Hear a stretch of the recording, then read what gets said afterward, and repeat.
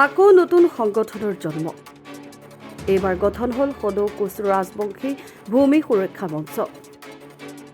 বহুধা বিভক্ত কোচ ৰাজবংশী জনগোষ্ঠীৰ আত্মনিয়ন্ত্ৰণৰ অধিকাৰ সাব্যস্তৰ লক্ষ্যৰে তথা জনগোষ্ঠীটোৰ জাতিভেদী মাটি ৰক্ষাৰ স্বাৰ্থত গঠন হ'ল এক নতুন সংগঠনৰ।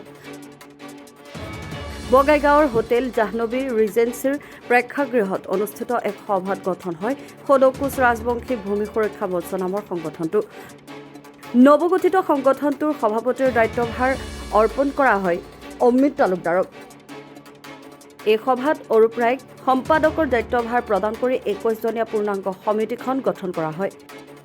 সভাৰ শেষত নৱগঠিত সমিতিখনে সংবাদ মাধ্যমৰ আগত কয় যে বৃহত্তৰ কোচ ৰাজবংশী জাতিৰ ভেটি মাটি ৰক্ষাৰ স্বাৰ্থত সদৌ কোচ ৰাজবংশী ভূমি সুৰক্ষা মঞ্চই নিস্বাৰ্থভাৱে কাম কৰি যাব আৰু এয়াই লক্ষ্য আৰু উদ্দেশ্য নৱগঠিত সংগঠনটোৰ। কাৰণ চাওক, আমি কোচ ৰাজবংশী যিটো জনগোষ্ঠী, এইটো আমি আজিৰ নহয়, আজি আমি পূৰ্বপুৰুষৰ পৰাই আমি এই আগত কমতাপুৰ আছিলে, এতিয়া অসম হৈছে, তথা বিভিন্ন ধৰণৰ ৰাজ্যত বিভাজিত হৈছে। কিন্তু আমিতো ইয়াৰে খিলঞ্জীয়া ভূমিপুত্ৰ, আৰু এই ভূমি, আমাৰ যিটো ভূমি আছে, এই ভূমিক যে আজিৰ ডেটত যে আগ্ৰাসন যে ইমান বৃদ্ধি পাইছে যে আমাক এতিয়া এনেকুৱা লাগিছে যে আমাৰ আগন্তুক নেক্সট জেনেৰেশ্যন হয়তো খুব এটা বিপদৰ সন্মুখীন হ'ব। আৰু সেই আমাৰ নেক্সট জেনেৰেশ্যনৰ সুৰক্ষা দিয়া, যাতে তেওঁলোকে ভৱিষ্যতত যাতে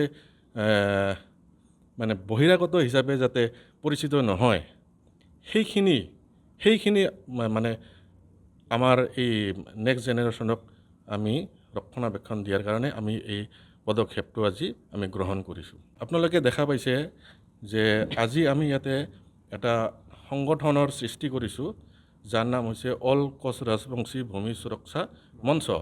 তো এই মঞ্চৰ জৰিয়তে আমাৰ মুখ্য উদ্দেশ্যটো হ'ব যে আমি আমাৰ খিলঞ্জীয়া জনগোষ্ঠীটোৰ ভূমি সুৰক্ষিত কৰিব লাগে। লগতে আমাৰ আৰু নানান ধৰণৰ উদ্দেশ্য আছে, যেনে ধৰক আমাৰ এই জনজাতিকৰণ তথা আমাৰ এই সম্প্ৰদায়ৰ এই জনগোষ্ঠীটো যে শিক্ষা দীক্ষাৰ ক্ষেত্ৰত যে পিছ পৰি আছে, তাক আগুৱাই লৈ যোৱাৰ কাৰণে কেনেধৰণৰ প্ৰচেষ্টা হাতত ল'ব লাগে, সেইবিলাকো আমাৰ উদ্দেশ্যত আছে। নিশ্চয় কৰে, আক্ৰাসো কৰে। আগন্তুক দিনত আমি দেখিছোঁ আক্ৰাসৰো বহুত নীতি আদৰ্শ আছে। কিন্তু আমি ভাবোঁ যে এই নীতি আদৰ্শ হয়তো কিছু পৰিমাণে হয়তো অলপ প্ৰতিফলন হোৱাটো আমি অলপ হেৰি পাইছোঁ, যাৰ কাৰণে আমি এই গোটেই আমি অকল আমি নহয়, আমি আক্ৰাসো বা তেনেধৰণৰ যিমান দল সংগঠন আছে, চবকে আমি আহ্বান জনাইছোঁ যে আমি একত্ৰিত হ'ব লাগে। আমি এটা কোচ ৰাজবংশী জনগোষ্ঠী হিচাপে এটা শক্তিশালী এটা জনগোষ্ঠী হিচাপে আমি পৰিচিত হ'ব লাগে।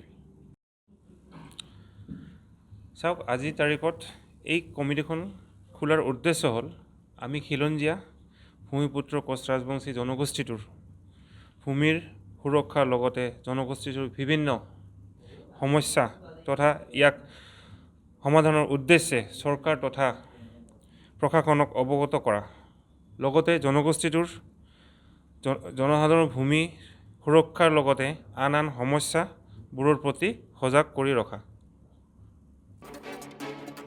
Bureau report, ৰিপাব্লিকানী।